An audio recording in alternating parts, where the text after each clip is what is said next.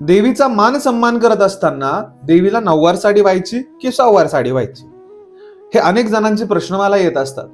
मग नऊवार साडी आणि सहावार साडी बघा, वस्त्र जो आहे तो जुन्या काळी नऊवार, अकरावार अशा पद्धतीच्या साड्या ज्या होत्या त्या देवीला किंवा स्वतः स्त्री सुद्धा नेसत होत्या. अहिल्यानगर काळामाता तुळजाभवानी देवस्थान, जर तुम्हाला इथं माता भगवतीला साडी आणायची असेल तर सहावार साडी लागते, नऊवार साडी देखील जमते. परंतु सहावार साडीपेक्षा जर तुम्हाला मोठा आहेर करायचा आहे, समजा यरमाळगड आहे, वणीची सप्तशृंगीला अकरावार साडी लागते, तुळजापूर या क्षेत्री देवीला नऊवार आणि सहावार दोन्ही देखील साड्याचा व्यवस्थित लागतात. छान सुंदर पैठणी साडी, रेशमी साडी भगवतीला अर्पण केली जाते. सहावार आणि नऊवार दोन्ही साड्या त्या भगवतीच्या मूर्तीच्या स्थानाच्या मापानुसार आपण घेऊन जाऊ शकतो.